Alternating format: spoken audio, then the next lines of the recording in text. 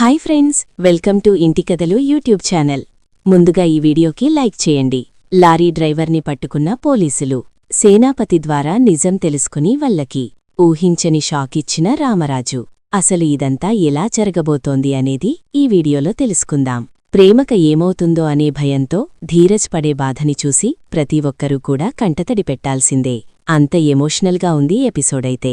ధీరజ్ ప్రేమ జంటని ఇష్టపడేవాళ్లు తప్పకుండా వీడియోని లైక్ చేయండి. చివరి వరకు స్కిప్ చేయకుండా చూసేయండి. ట్విస్ట్ అయితే అద్దిరిపోతోంది. ప్రేమక ఏమవుతుందో అని ఇక ధీరజ్ అయితే చందుని పట్టుకుని ఏడుస్తూ ఉంటాడు. అప్పుడే ఇక హాస్పిటల్కి వచ్చిన రామరాజు, రే చిన్నోడా, ప్రేమకి యాక్సిడెంట్ అవ్వడమేంట్రా అని అడుగుతూ ఉంటే, నన్ను కాపాడబోయి ప్రేమ చావు బతుకుల మధ్య ఉంది నాన్నా.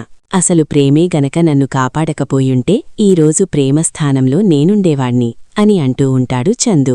ఆ మాట విని, రేపెద్దోడా, ఏంట్రా ఆ మాటలు? నిజమే నాన్నా, ప్రేమకేదైనా జరగంది జరిగితే జీవితంతా మా లోటు నన్ను వేధిస్తూనే ఉంటుంది అని బాధపడుతూ ఉంటాడు. తర్వాత ఇక ధీరజైతే పక్కకు వెళ్లి ప్రేమ గురించి ఆలోచిస్తూ తను ప్రేమ పట్ల ప్రవర్తించిన తీరుని చూసి తన్ను తానే తిట్టుకుంటూ ఉంటాడు.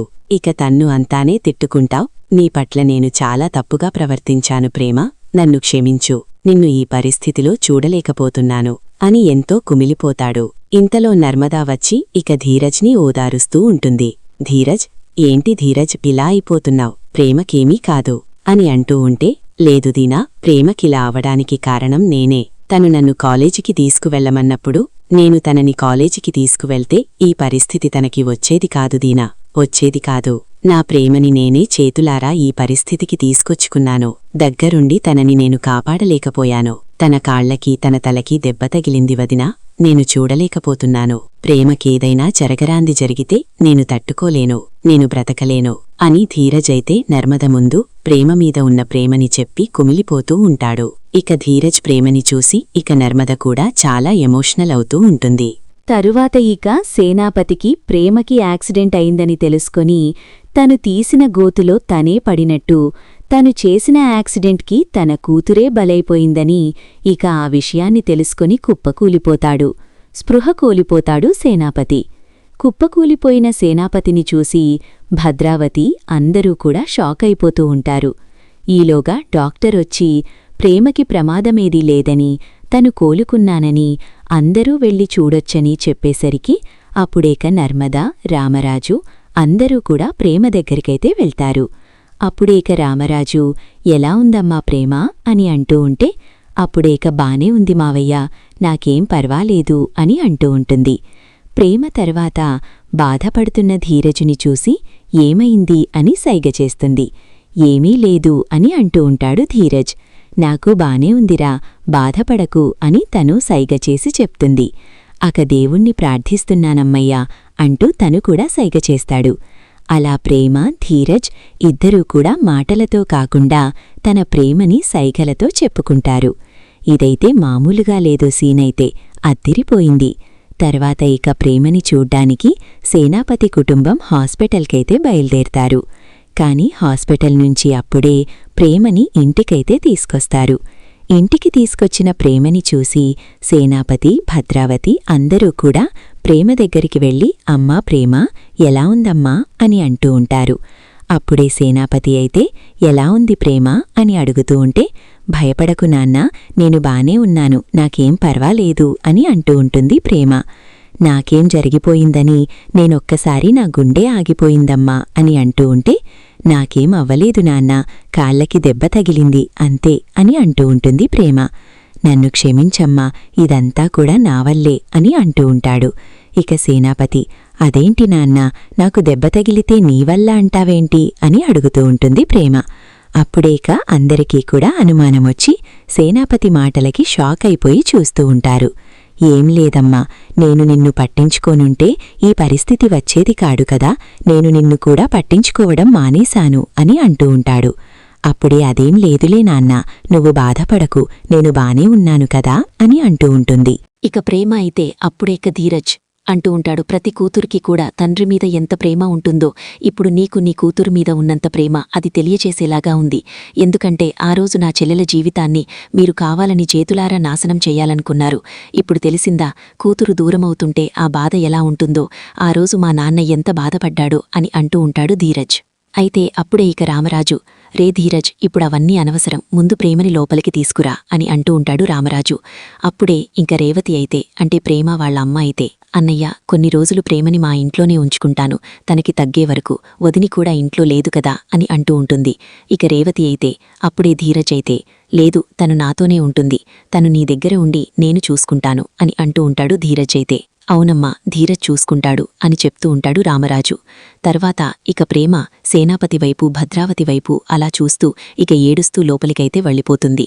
మీ పంతాలకి పట్టింపులకి చూశారు కదా ఈరోజు ఏమైందో, నా కూతుర్ని ఆరోగ్యం బాగోకపోతే ఇంటికి కూడా తీసుకువచ్చే పరిస్థితి లేదు అని ఏడుస్తూ లోపలికి వెళ్ళిపోతుంది రేవతి అయితే. తర్వాత ఇంక భద్రావతి సేనాపతి లోపలికి వెళ్లిన తర్వాత ఇక గదిలో కూర్చొని ఏడుస్తున్న సేనాపతిని చూసి భద్రావతి షాక్ అయిపోతూ, రే సేనా, ఏంట్రా నువ్వు, ప్రేమకి బానే ఉంది కదా, ఇంకెందుకు బాధపడుతున్నావ్, తను ప్రాణాలతో బయటపడింది అంతే చాలు అని అంటూ ఉంటే, దానికి కారణం నేనే అక్క అని అంటూ ఉంటాడు సేనాపతి. ఏం మాట్లాడుతున్నావు భయ్యసేనా అని అంటూ ఉంటే, అవునా, అవునక్క, అసలు ఏం జరిగిందంటే అని ఆ లారీ డ్రైవర్కి డబ్బులిచ్చింది భాగ్యం వల్లి గురించి మొత్తం కూడా చెప్తాడు. అప్పుడే ఒక్కసారి భద్రావతి షాక్ అయిపోతూ ఉంటుంది. రేసేనా, ఇంకెప్పుడూ కూడా ఇలాంటి పనులు చెయ్యొద్దు అని అంటూ ఉంటుంది. నీ ఆ దేవుడి దయవల్ల నా కూతురు క్షేమంగా వచ్చిందక్కా, లేకపోతే ఈ తండ్రి ఎప్పుడు గుండాగి చచ్చిపోయేవాడు అని బాధపడుతూ ఉంటాడు.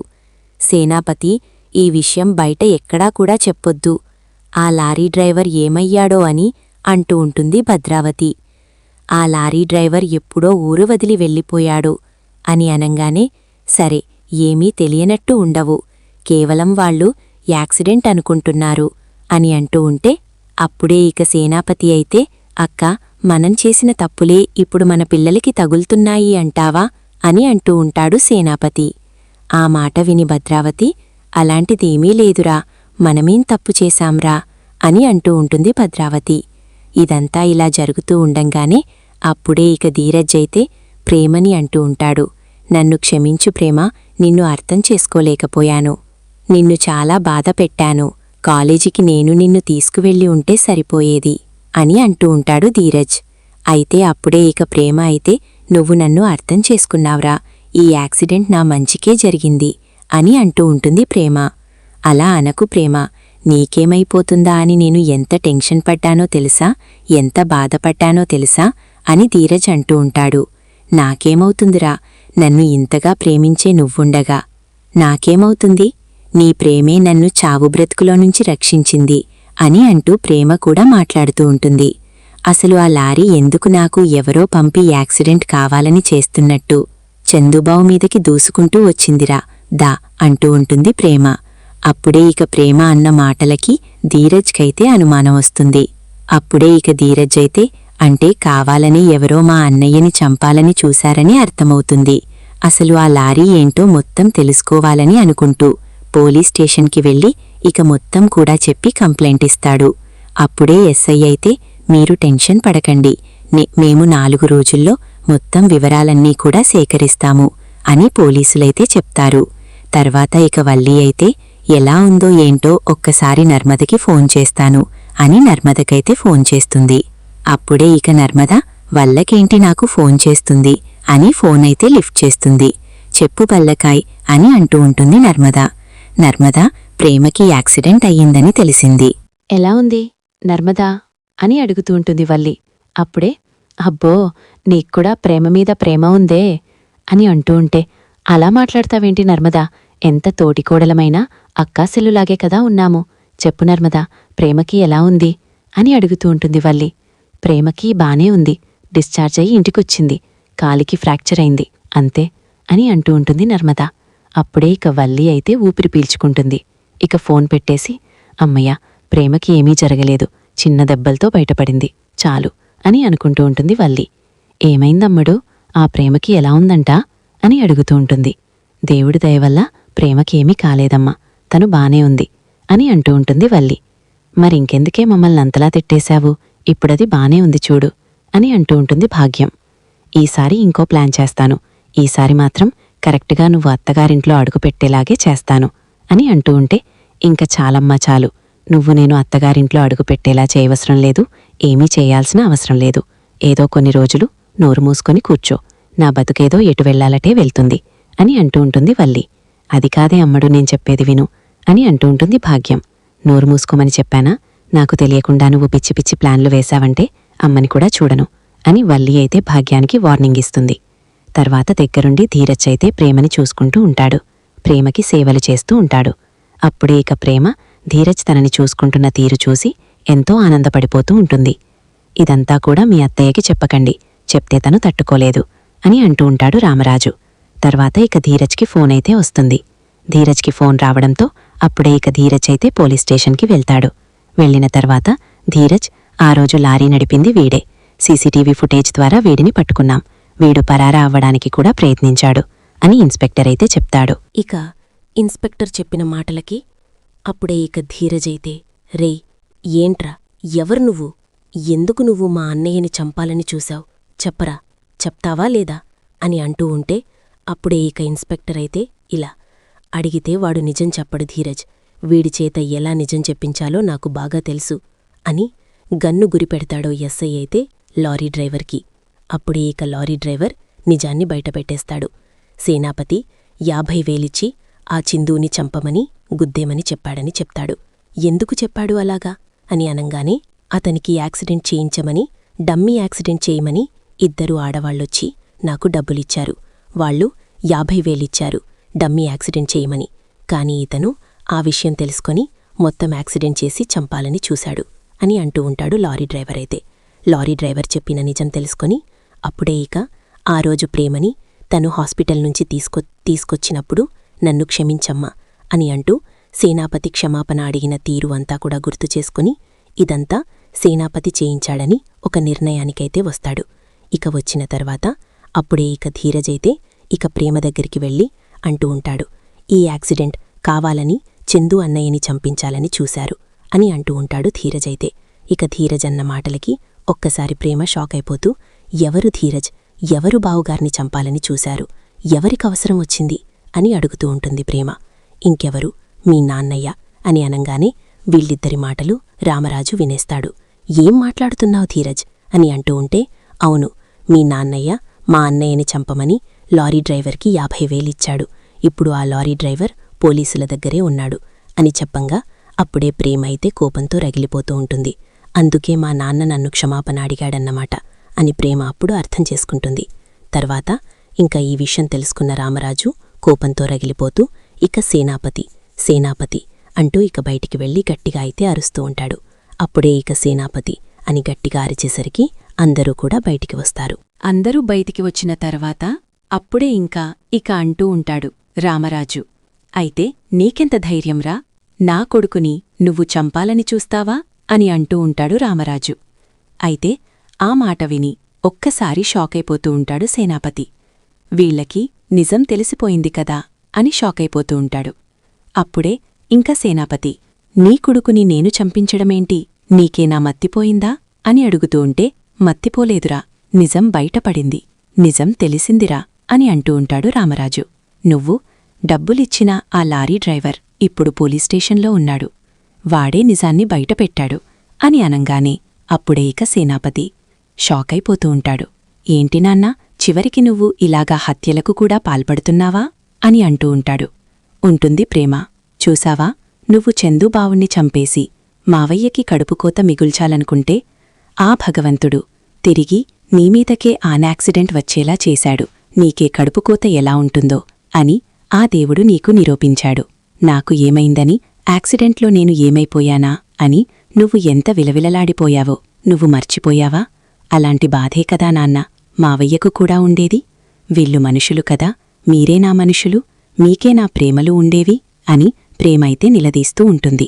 ప్రేమ, నేను చందుని కావాలని చంపాలని అనుకోలేదు, ఆల్రెడీ చందుని యాక్సిడెంట్ చెయ్యమని ఆ లారీ డ్రైవర్కి 5,000 డబ్బులిచ్చారు అని అంటూ ఉంటాడు సేనాపతి. ఇక ఆ మాట విని ఒక్కసారి అందరూ కూడా షాకైపోతూ ఉంటారు. నన్ను యాక్సిడెంట్ చేయించమని ఎవరు డబ్బులిచ్చారు, మీరు కాకుండా నాకు శత్రువులు ఎవరున్నారు అని అడుగుతూ ఉంటే, నీ భార్య అని అంటూ ఉంటుంది భద్రావతి. ఒక్కసారి షాక్ అయిపోతూ ఉంటాడు రామరాజు. మీ అత్తగారు, మీ భార్య నీకు డమ్మీ యాక్సిడెంట్ చేసి కాళ్ళు చేతులు విరిగిపోయేలా చేసి హాస్పిటల్ పాల్చేయమని ఆ డ్రైవర్కి 5,000 ఇచ్చారు అని, ఆ 5,000 ఇచ్చిన తర్వాత ఆ 5,000 అలాగే ఫోటోని జేబులో పట్టుకుని తిరుగుతున్న ఆ లారీ డ్రైవర్ ద్వారానే నా తమ్ముడికి ఆ నిజం తెలిసింది. కోపంలో 50,000 ఇచ్చి యాక్సిడెంట్ చేయించమని చెప్పాడు అని భద్రావతి నిజం చెప్తుంది. అన్యం పుణ్యం ఎరుగని నా కోడల మీద నింద వేస్తారా మీరు? తప్పించుకోవడానికి నా కోడలు తప్పు చేసింది అంటారా? నా కోడలు ఈ ఇంటి దేవత అని అంటూ ఉంటే, నీ కోడలు మీ ఇంటి దేవత కాదు రామరాజు, మీ ఇంటిని ముక్కలు చేయాలనుకునే రాక్షసి. నీ కొడుకుని అడుగు, నీ కోడలు భాగవతాన్ని మొత్తం చెప్తాడు అని అంటూ ఉంటుంది భద్రావతి. అయితే అప్పుడే రామరాజు ఇక చందునైతే అడుగుతాడు. ఇక చందుని అడుగుతూ, రే ఏంట్రా అసలు ఇదంతా? వల్లే చేయించిందని వీళ్ళంటున్నారేంటి? అసలు వల్ల నిన్ను యాక్సిడెంట్ చేయించడమేంట్రా? ఏమైందిరా అసలు? వల్ల గురించి ఇలా మాట్లాడుతున్నారేంటి? ఏదో నా దగ్గర నిజాన్ని దాచిపెడుతున్నావు నువ్వు. చెప్పు, చెప్పకపోతే నేను చచ్చినంత ఒట్టే అని అంటూ ఉంటాడు రామరాజు. అప్పుడే ఇక రామరాజు మాటలకి రామరాజును పట్టుకుని ఇక ఏడుస్తూ ఉంటాడు చందు. ఇక ఏడుస్తూ, నాన్నా, వాళ్ళు చెప్పింది నిజమే. నా భార్య నువ్వనుకున్నట్టు ఈ ఇంటి దేవత కాదు, మన ఇంటిని ముక్కలు చెయ్యడానికి వచ్చిన ఒక రాక్షసి. తను మన కుటుంబాన్ని మోసం చేసింది. కోటీశ్వరులమని చెప్పి మోసం చేసి అమూల్య జీవితాన్ని నాశనం చెయ్యాలని చూసింది అని ప్రతి ఒక్కటీ కూడా వల్లి గురించి నిజాలను చెప్తాడు. ఇక నిజాలను తెలుసుకుని రామరాజు ఒక్కసారి షాకైపోతూ ఉంటాడు. రామరాజు ఒక్కసారే షాకైపోతూ అలాగే కుప్పకూలిపోతాడు. అమూల్య విశ్వగారిని ప్రేమించడానికి కారణం వల్లేనా అని అంటూ ఉంటే, అవును నాన్నా, సాగర్ ఉద్యోగం గురించి చెప్పింది. వాళ్ళు మీకు చెప్పింది వాళ్లే, మన కుటుంబాన్ని ముక్కలు చెయ్యాలని, ప్రతి విషయంలో కూడా మనకి మనం గొడవ పెట్టుకుని విడిపోవాలని, నా భార్య ఈ ఇంటికి పెద్దనాన్ని చలాయించాలని తను ఎన్నో కుట్రలు మోసాలు చేసింది. కాని నిజాలు తెలుసుకున్నా కూడా నర్మదా ప్రేమ ఏనాడూ కూడా వల్లిని శత్రువులా చూడలేదు. వాళ్ళని ఎంత బాధపెట్టినా సరే నర్మదా ప్రేమ ఇద్దరూ కూడా వల్లిని కాపాడుతూనే వచ్చారు. కాని నిజం నాకు తెలిసిపోయాక నేను తనని భార్యగా ఒప్పుకోలేకపోయాను నాన్నా. అందుకని తన పుట్టింటికి పంపించేశాను అని నిజాన్ని బయటపెడతాడు. అప్పుడే అది విని, నన్ను ఇంత మోసం చేసి మన కుటుంబాన్ని ముక్కలు చెయ్యాలనుకున్న ఆ వల్లీని, వాళ్ల అమ్మ భాగ్యాన్ని వదిలిపెట్టకూడదురా, వాళ్లకి సరైన శిక్ష పడాల్సిందే అని అంటూ ఉంటాడు రామరాజు. అప్పుడే ఇక అది విని చందు అయితే, వాళ్లకి సరైన శిక్ష పడాలి నాన్నా, నేనదే అనుకుంటున్నాను. చివరికి నన్ను కూడా యాక్సిడెంట్ చెయ్యాలని చూశారంటే వాళ్ళు ఎంత దుర్మార్గులో అర్థమవుతుంది అని చెప్తూ ఉంటాడు చందు. చూశారుగా ఫ్రెండ్స్, రాబోయే కథలో ఖచ్చితంగా ఇలాగే జరగబోతోంది. మరి ఇలాగే జరగాలని మీరైతే కోరుకుంటున్నారా? వల్లీ నిజస్వరూపం తెలుసుకున్న రామరాజు ఇప్పుడు ఎటువంటి నిర్ణయం తీసుకోబోతున్నాడో, ఏం జరగబోతోంది అనేది రాబోయే కథలో తెలుసుకుందాం. ఈ వీడియో మీకు నచ్చితే తప్పకుండా లైక్ చేయండి.